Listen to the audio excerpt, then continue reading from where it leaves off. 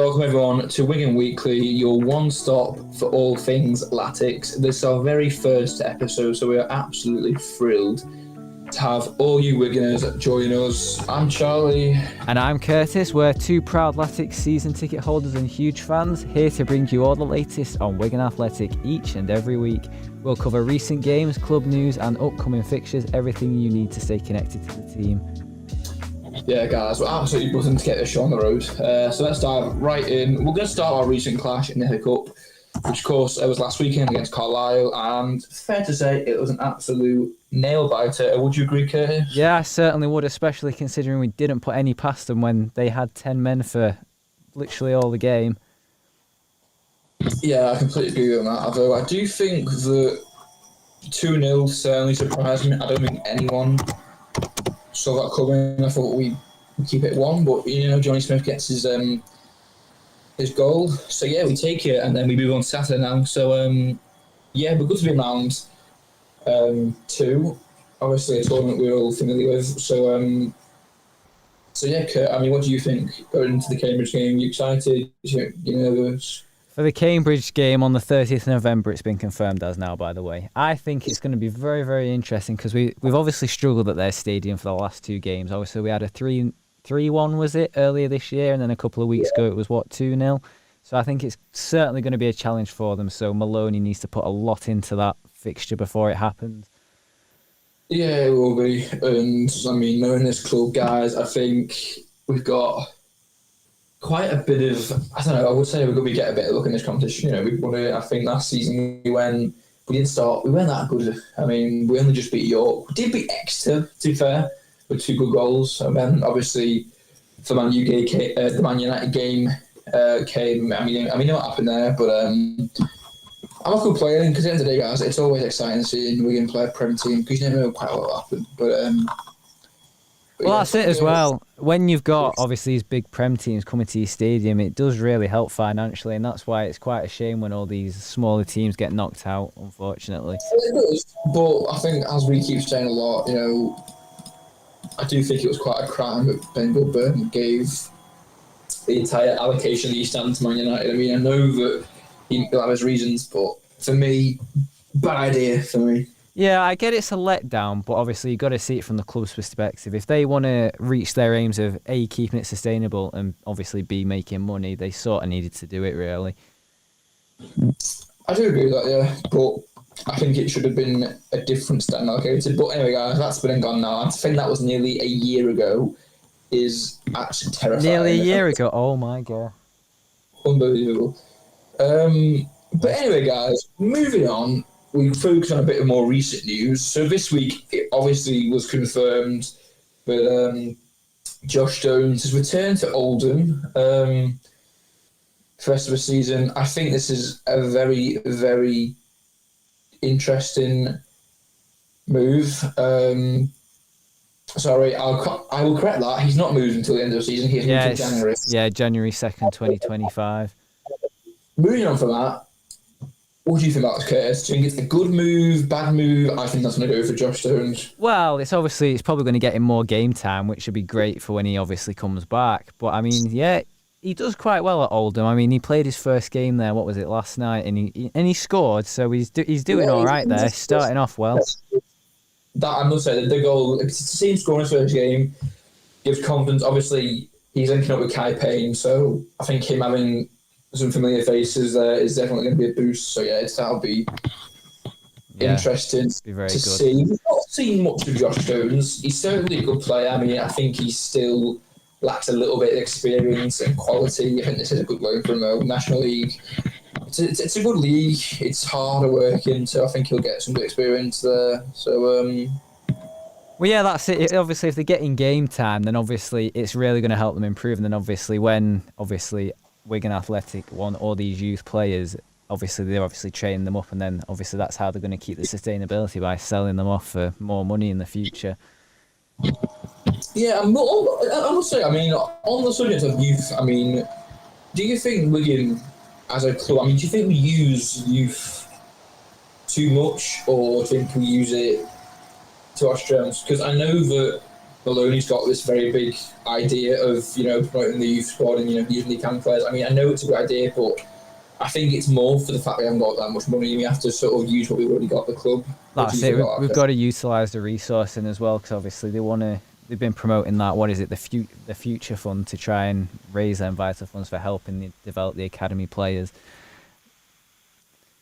It was, and obviously, I mean, the Heatable Academy is certainly we actually have been there ourselves. We got a bit of access there a few weeks ago. I must say, it's actually quite a impressive complex. I was very surprised at how big, and I think how good the facilities were. What new care? Yeah, it's actually quite good in there. Yeah, I'd agree with you on that one. It is, and I mean, going to there, guys, you'd really get to sort of a good summary of the amount of players, because there was a full sort of memorabilia section of it, and it's signed shirts of every youth player that's come for the academy. Players like Tickle, McManaman, Jensen Weir, etc., etc. So there's certainly some good aspects to Wigan's youth. I think over the years we've certainly brought some great youth players in over the years, like Sotelo in more recent times, and yeah, definitely. But I think can I just say, I think we are sort of relying on youth more and more each year. Like, you compare it to last season, I don't think we relied as youth on much as what we do now. You know what I mean? Yeah, I mean, when you look at Kamani Hill, I mean, he's got his chance now, and he probably, I don't think we expected that to happen, but injury crisis, it will affect those sort of decisions going forward. Yeah, and I've just looked on the transfer market. Average squad age for our club is 23.9. It is, and obviously, and that's what I mean. We've got one of the youngest teams in probably the EFL. I think we might even have the youngest team, if I'm being honest. I wouldn't surprise me. But, yeah, because I think it was earlier on in the season. Obviously, I think the teams have got to submit a list to the EFL of senior players or something, and we hadn't filled it as much as other teams, and articles were going round about it anyway. They certainly are. So obviously with that, we've got, of course, Wycombe on Saturday. It is War Memorial Day, and I must say it's a very exciting game. It is, especially from what you've heard online. Apparently, with the match day ball, it's going to be delivered from the roof. I can't wait to see that. Yeah, guys, it's going to be an exciting video, guys. And to come on the channel, guys. So be prepared for either Saturday evening or Sunday morning. Well, that's it. Because it's a 3 p.m. fixture, we're hoping to get it out the same day, aren't we? We certainly are. But guys, that will be a good fixture, guys. We're going to do a lot that day. We're going to be in Wigan, probably. We're going to be filming, doing a few reviews maybe. I might do some fan interviews. I've also heard on the grapevine there's going to be a bit of content in and around the town centre. There's going to be a lot in the town centre, I'm sure. So we're going to probably get a lot of view this Saturday's video, guys. It should be for an interesting game. Should be great, and it's going to be longer than usual, that's for sure. So, but forgetting about the video just for a minute, we can't ignore the obstacle that is Wycombe Wanderers, because they're really scary. I must say, they are in first place. They're above Birmingham on goal difference.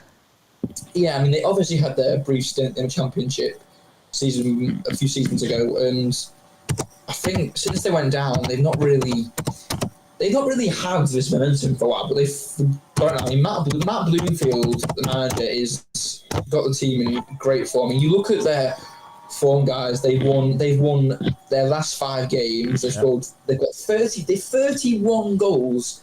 I just want to say in the net. The second highest is Birmingham at 23. Wycombe are 8 goals ahead of that. Incredible. And even on goal, I mean, goals conceded, though, they have not conceded the least amount of goals. They are not first for that. So there's something in that.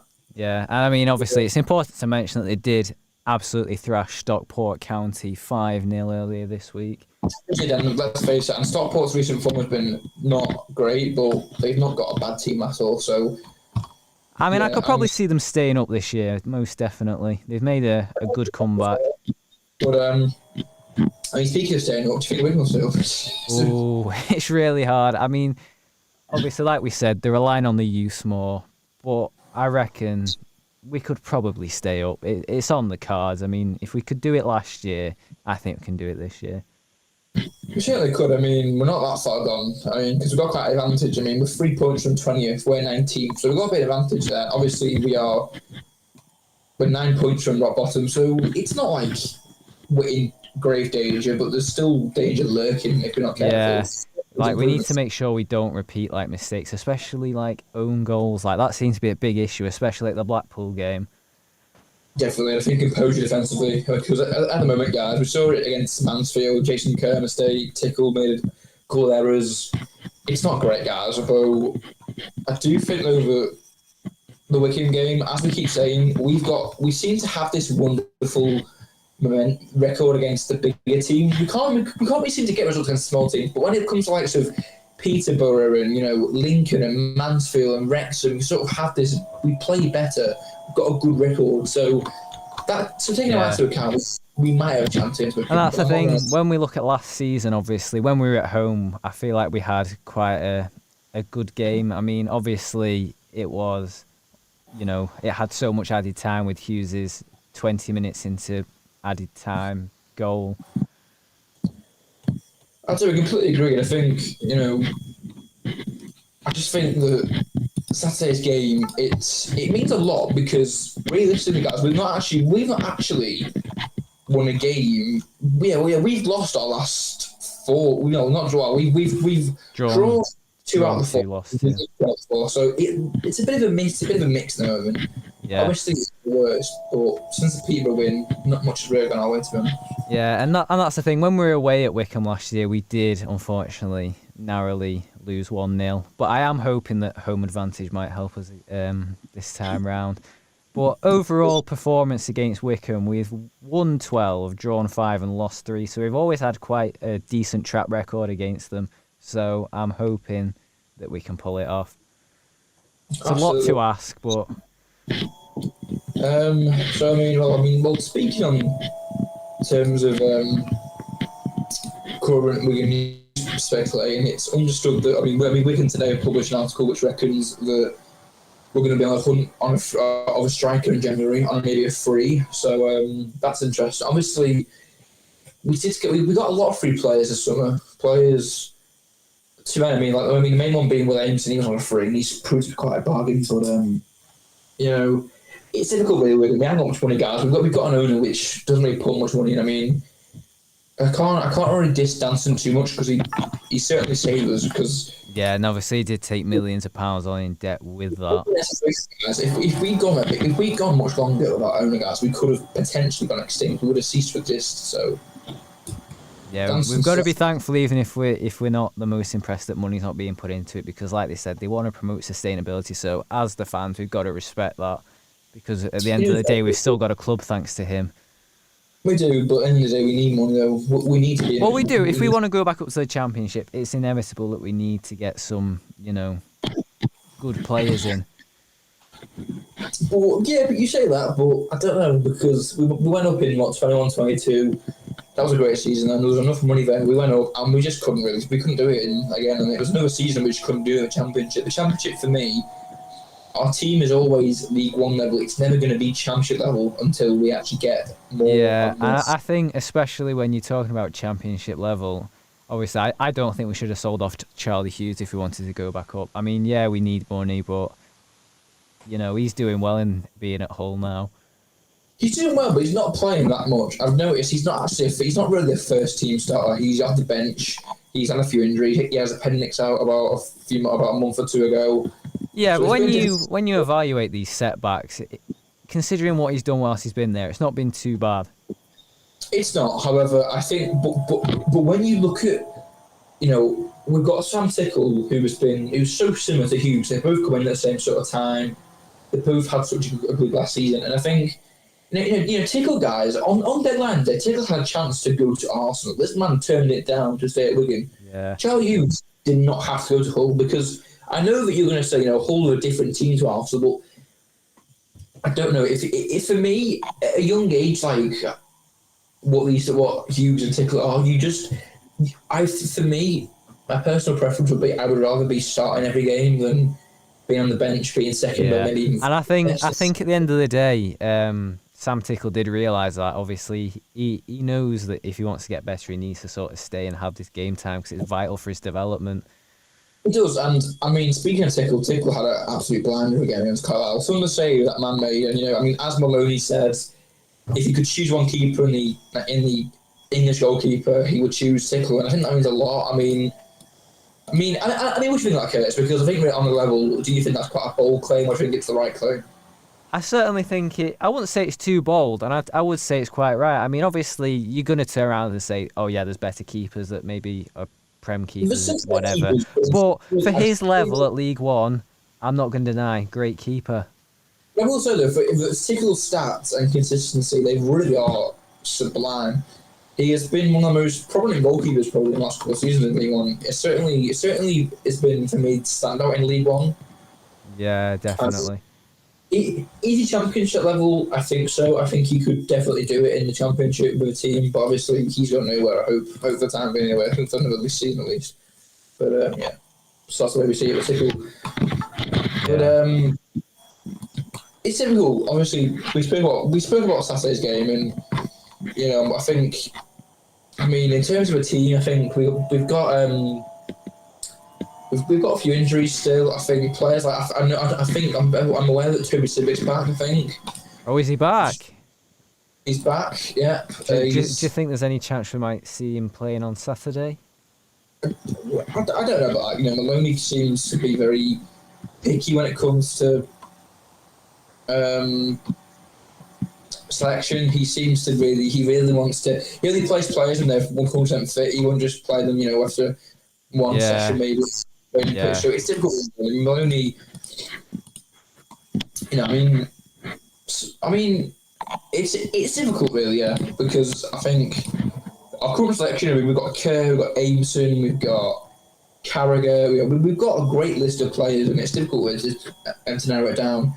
But I would say certainly is, and I think obviously if he's making sure that they're up to it, that's also important. But then obviously we've got to think about the team at the minute. There's obviously 3 decent players that are out on injuries. You've got Weir, Chambers, and McManaman out. It's not exactly great. It certainly isn't, guys. And I mean, I think injuries in League One are more prominent. We've not got access to his medics, the Premier League has, and his physios. It's bound to be more rife injury, but we certainly struggled this season. I mean, injuries have been a lot more prominent this season than last season. I feel like last season we had a lot more cover. This season, I think the quality of our cover is nowhere near as good. But again, you could argue that's because of our youth element we have. And yeah. But I mean, we have had a couple of players that have had injuries that have come back, like Sessegnon. How do you think he's been since, obviously, the injury at Birmingham? I think he had a good season last year. I feel like he's had a bit of a shaky start to the season. I feel like the injury has knocked his confidence, but you can't blame players like that. I think when you get a big injury or when you get a painful injury, it does knock your confidence because you're scared of it happening again. I think you have this team in your head saying that you're going to do it again. I think it's about fighting that off and getting to that stage again in your career where you're ready and you can play with that confidence you once had. So yeah, it's certainly difficult. Yeah. But yeah, I mean, on the subject of Wigan, we've had a very positive. I mean, we've had some positive signs of the likes of. I mean, I think defensively we've got good numbers. Defensively, obviously, we've got.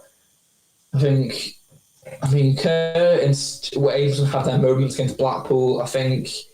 Can't entirely balance them because I think Kerr's own goals are unfortunate. I do think Aimson's own goal was certainly avoidable, but I won't hold it against him too much because at the end of the day, I think the Blackpool game we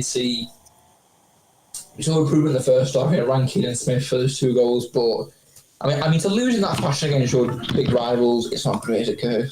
No, it certainly isn't. But it's just one of them. Unfortunately, it happens. It does, and I think obviously it's about moving forward. And I think the next thing I do want to ask you, I want to bring up here. Obviously, we had a lot of slander towards Maloney last couple of weeks. What is your genuine thoughts on Sean Maloney going out? I mean, do you think he should stay? Do you think he's got a future at Wigan? A long future. Well, that's it. Obviously, you've got to bear in mind he's been here since January 23, so he's nearly been here 2 years, and obviously he's got until sort of end of season 26. So, I mean, obviously, he's done quite well sustaining as long as he has so far. And I think, obviously, last year and this year, we've had spells where we've said, oh, Maloney out. But the thing is, last year, considering everything, he did get us a mid-table finish. So I think he's definitely got the right intentions for the players and for the team. I can't see why I'd want to get rid of him, because who else are you going to replace him with? But obviously, what I'm saying, to be fair, guys, I do not see anyone who would do a better job. I think there was a rumour about Steven Schumacher, former Stoke manager. That, for me, is complete rubbish. I don't think that will ever happen. But, like I say, I don't think anyone else could do a job like he's done. You've got to remember, guys, when Maloney came in, guys, we just come off a really bad patch of form with Lee Richardson and then Kolo Touré. Kolo Touré massively struggled at Wigan. Maloney came in. Now, fair enough, we didn't move upwards. We stayed 24th, but he got us a couple of wins and he got a bit of confidence going, a bit of, I won't say form, but I'd say a bit of belief. And there was a few stages where like, okay, we might stay up, and we didn't. Fair enough, but going into last season, guys, going down last season was a bit daunting because we lost so many players. We had a completely new team full of free agents, likes of. We brought in Tickle, Sean Maloney, guys. He brought Sam Tickle, and Sam Tickle, guys, at this point, he wasn't even a proven first choice keeper, guys. He'd been number 3/4 that entire season. He hadn't played. His debut came the last day of that championship season, so that was a massive risk. Players like Sean Clare came in. We captained a youngster in Charlie Hughes. That's it. There's so many in and out each year. It's like, obviously, we ask for. Well, people say, oh well, we think we're going to get playoffs or promotion, whatever. But you got to bear in mind, there's so much change each sort of transfer window and stuff. It's quite hard. I will say the amount of people that did reckon we get playoffs was a lot, and I never felt confident we'd be in that position. I mean, I know it's very early still, but it was never going to happen, guys. I think we didn't have a great window, guys. I think last season's team, as I've said a few times, we had much more cover last season. We certainly had a bit more, I think, quality. Yeah, and I think as well, if you're obviously getting people coming in and out, like quite a few at each sort of transfer window, I feel like it takes a lot to obviously get these people to adapt, to the playing style and that. The history at Wigan is constantly changing now because we're playing, but we rarely keep to the same 11 each week. We make a lot of changes because of injuries and other reasons. It's a difficult way to maintain, this chemistry in a team, but guys, we've met many Wigan players and they're all a great, lovely bunch of lads. They really are. They're a sound team, and I think we've got a good leader in Jason Kerr. I think Kerr certainly proved himself, although I do think that at times he has moments, but he's there, guys. He's been at the club for a while now. He hasn't really regained that form he had before an injury, but I think you can't really slander him too much because he has been consistently good for us the past couple of seasons. Yeah, and that's the thing. He was out for quite a while with that injury, and I mean he did as well show how dedicated he was to the club when he signed that 2-year extension. I think it was last year. He did, yeah. But yeah, I think going into Saturday's game, guys, I'm not confident, but I'm not nervous. As I say, when we play big teams, guys, there's almost this feeling where you just have, we're going to be okay, we'll get a draw or a result probably. I feel like a defeat, certainly on the cards, but this is Wigan, guys. Wigan don't do things easily, guys. Wigan, either it'll be a thrashing or it'll be a massive win for us. We'll probably thrash them. So yeah, it's all about defying the odds. It is, guys, and that's what this club's all about, guys. We've done it before, guys, in 2013, and we can do it again, guys. I'm sure we will. Yeah, just got to keep the faith. Believe. Yeah, we do, guys. And belief is important. So with that, guys, that wraps up our first episode of Wigan Weekly. Thanks for tuning in, and we're excited to bring you more insights, analysis, and news about athletics every single week, guys. That is right, guys. It will be a weekly podcast, so do not miss anything, guys. Stay tuned, and yeah, next week, anything you want to add to that, Curtis? No, I think obviously next week we'll be talking about the Wycombe game, and we'll probably talk about the Bristol Street Motors Trophy fixture with the Nottingham Forest under-21s. There's plenty to talk about. There certainly is, guys. So me and Curtis, guys, we're very thankful for all you who tuned in. Make sure you subscribe, follow us on socials, And join us next week for another deep dive into all things Athletics. Until next time, keep the faith and get behind the lads on Saturday. That is right, Curtis. Goodbye, guys. In a bit.